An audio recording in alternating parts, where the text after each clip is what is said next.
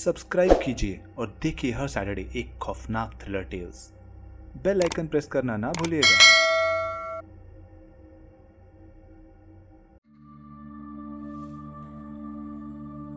Friends, कभी कभी जिंदगी में एक ऐसा मोड़ आता है जो आपको अंदर तक झकझोर के रख देता है और जीने नहीं देता। मेरे साथ भी कुछ ऐसा हुआ जिसने मेरा जीना मुश्किल कर दिया है।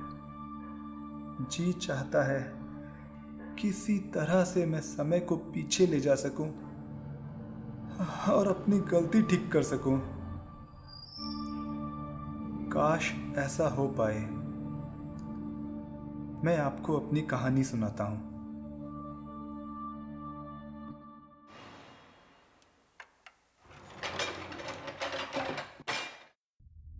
मैं एक कॉलेज में इंजीनियरिंग कर रहा था। मैं कैंपस में ही एक हॉस्टल में रहता था। वहाँ मेरा एक दोस्त था, विनोद, जो कि कॉलेज से दूर एक प्राइवेट हॉस्टल में रहता था। विनोद के हॉस्टल में एक कमरा हमेशा बंद रहता था। कहते थे कि वहाँ कुछ भूत का चक्कर था। छे, मैं ये सब बातें नहीं मानता। सब निठल्ले मन के मनगढ़ंत खेल हैं।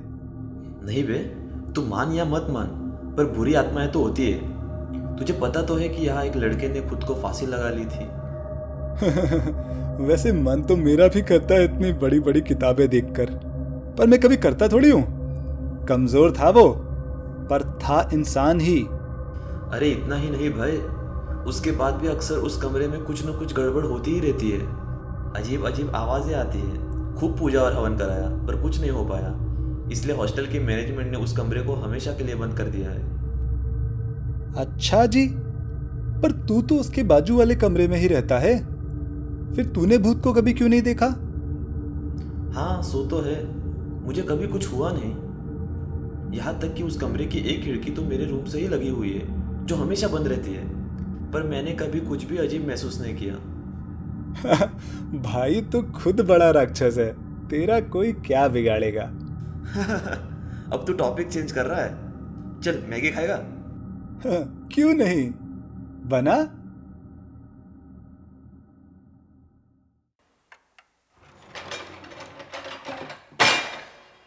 फिर उस रात की बात है। हम लोगों ने पूरी शाम मस्ती की और फिर लौटने में देर हो गई। विनोद, यार लेट हो गया। मेरे हॉस्टल का टाइम अप हो जाएगा, फिर घुसने नहीं देंगे। सारे बहुत ड्रामा है तुम्हारे हॉस्टल का। एक काम कर, आज मेरे घर चल, मेरे यहाँ ही रुक जा। कॉलेज में ना रहने के बहुत फायदे हैं ब्रो। हाँ, फिर कोई टेंशन नहीं। तेरा घर मेरा घर, तेरी माँ मेरी माँ। हाँ हाँ ठीक है, बस गर्लफ्रेंड का मत बोलियो। अबे तेरा वैसा वाला कोई चांस भी नहीं है। तुझे कौन घास डालेगा बंगाली। डालेगा नहीं बे, डालेगी। देख तू, अपना टाइम आएगा।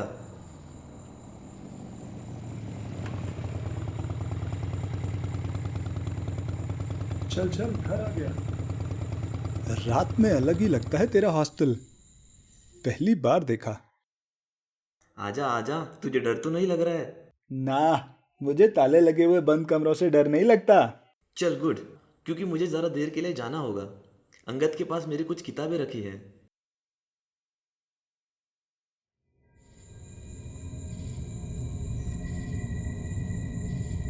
उसके जाने के बाद पता नहीं क्यों मेरे मन में आया कि उस कमरे की खिड़की खोल के अंदर देखूं।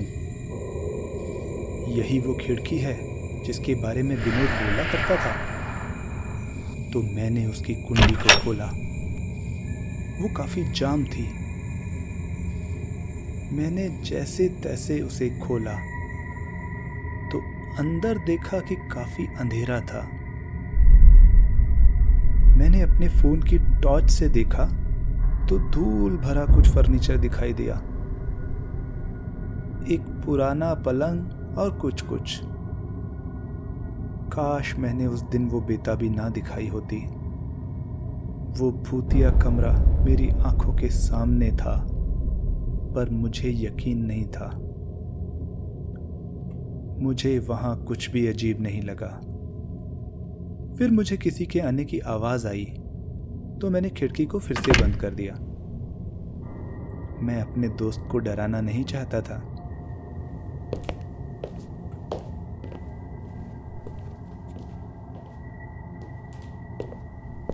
रात को काफी देर बात करने के बाद हम दोनों सो गए।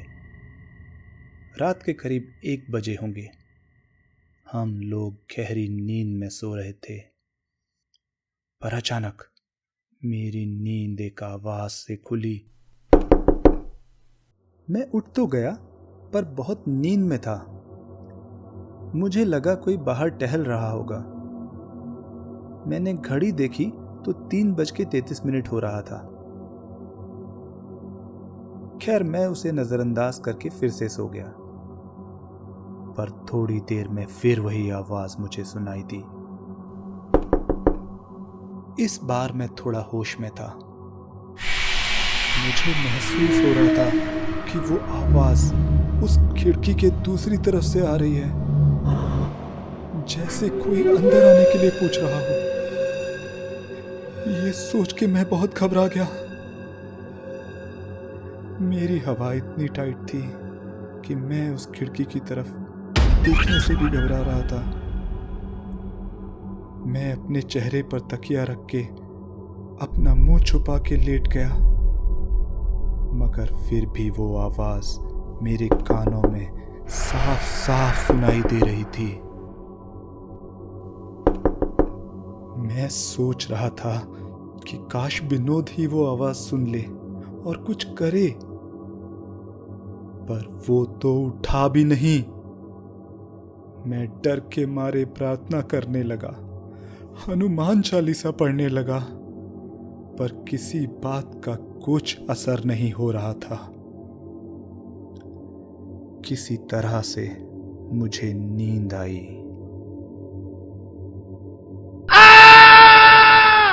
अचानक हुई उस चीख की आवाज से मेरी नींद खुली।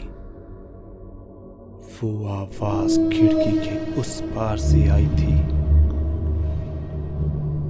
पर मेरी हिम्मत नहीं थी कि उसे देखूं। मैं अपनी जगह पर पड़ा रहा। उसके बाद मेरी आंख सूरज की रोशनी से ही खुली। विनोद पर्दा खोल रहा था।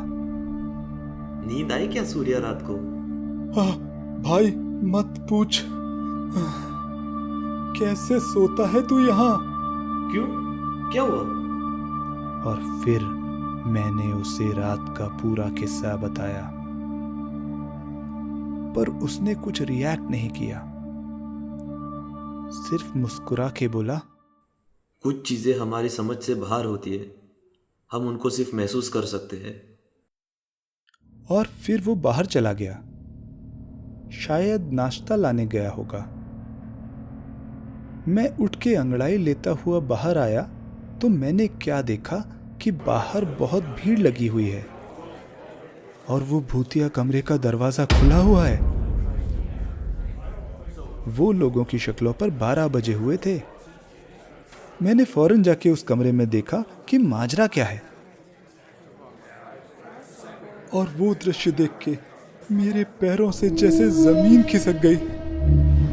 मेरी आंखों के सामने विनोद का शरीर था, जो पंखे से फांसी लगा के झूल रहा था। मैं वो बर्दाश्त नहीं कर पाया और बेहोश हो गया।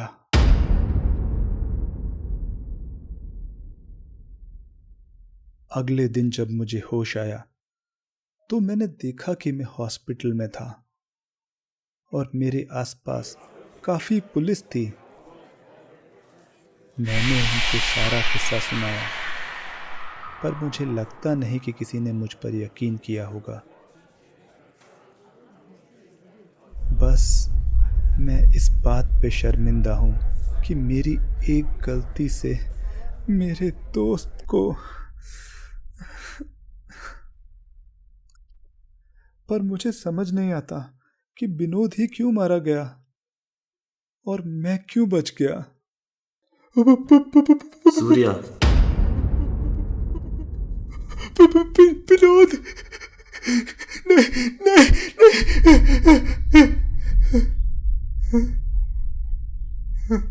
अबे फट्टू, घबरा मत। मैं मरा नहीं हूँ, जिंदा हूँ। वो तो तू बहुत हीरो बन रहा था ना, तो मैंने सोचा कि चलो अपने फ्रेंड्स के साथ मिलके तेरी फिरकी ले ले। पर ये तो हमने भी सोचा नहीं था कि बात यहाँ तक पहुँच जाएगी। तू हॉस्पिटल पहुँच जाएगा। अच्छा, तेरे मम्मी पापा आए नीचे, जाके मिल ले। क्या साले, छोड़ूंगा नहीं मैं तुझे, बदला लूंगा इसका। Mummy papa, oh no. तो दोस्तों, ये थी मेरी कहानी।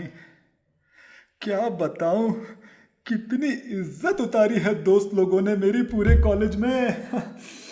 जीना मुश्किल कर दिया है, किसी को मुंह दिखाने लायक नहीं छोड़ा। साला विनोद, इससे तो अच्छा मर गया होता। अच्छा सुनो, स्टोरी को लाइक करना पर शेयर मत करना प्लीज, पहले ही सब लोगों को पता चल चुका है। बहुत बेइज्जती हुई है। चैनल सब्सक्राइब कर लेना रे बाबा। आई होप आपको ये स्टोरी पसंद आई। Comical horror, I know. और अगर हॉरर कॉमेडी का जॉनर आपको पसंद है तो मेरा एक और बहुत पॉपुलर वीडियो कुचिसाके ओना देखा। जापान की ये चुड़ैल लोगों को सवाल पूछती है कि क्या मैं सुंदर हूँ?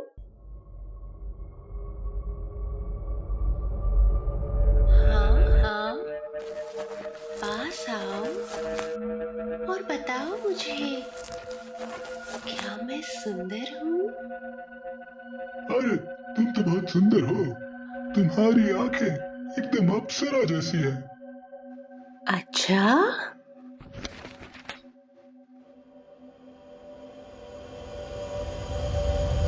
और अब नहीं, कुछ ऐसा क्या?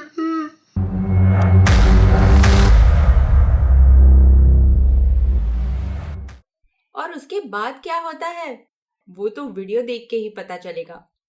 चलिए फिर मिलते हैं अगले हफ्ते एक खतरनाक थ्रिलर टेल के साथ। Keep watching.